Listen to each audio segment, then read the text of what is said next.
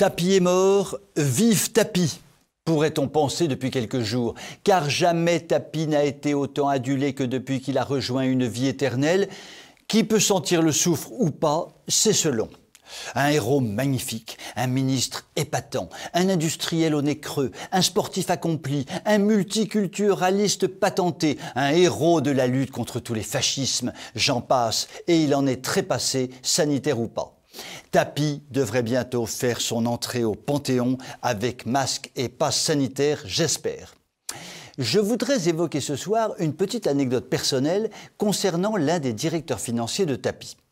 Au début des années 90, alors que je sévissais dans la banque, nul n'est parfait, je reçois un homme d'une élégance raffinée, ancien directeur financier de Bernard Tapie, qui m'explique avoir besoin de financement pour racheter en province des petits fleurons industriels. Il vient justement de jeter son dévolu sur l'un des clients de ma banque, une entreprise d'exception existant depuis des dizaines d'années, remarquablement gérée et dotée d'une trésorerie florissante. Je jauge le bonhomme. Costume parfait, tête de gendre idéal, l'inverse de moi, gros cigare pour faire sérieux, dossier d'acquisition impeccablement monté.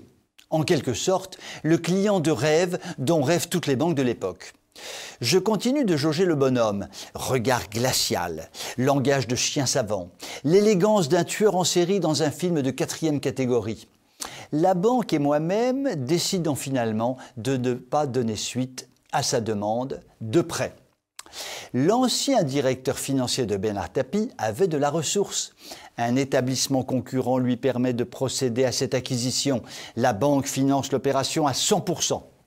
Nous apprendrons ultérieurement que ce charmant jeune homme a réalisé en quelques mois une douzaine d'acquisitions de ce type, financées à 100% par les banques. Merci les banques!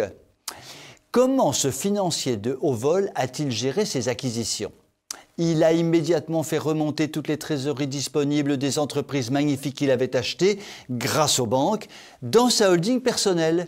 Puis il a viré ses fonds dans une banque américaine et a disparu des écrans radars, laissant les entreprises acquises exsangues et les banques flouées. La justice révélera que ce charmant directeur financier s'était évaporé avec la modique somme de 500 millions de francs, puisqu'à l'époque il s'agissait encore de francs, somme qui n'a jamais été retrouvée.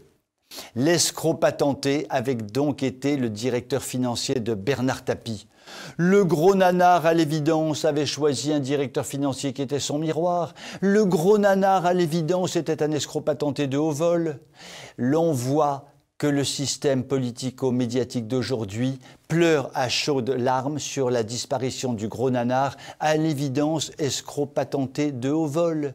Finalement, il n'y a plus qu'à se dire que le système politico-médiatique actuel n'est que le miroir d'un escroc patenté de haut vol. Et l'envie nous prend soudain de donner un immense coup de balai dans ce système politico-médiatique qui a pour idole des hommes corrompus. Je vous souhaite une très bonne soirée.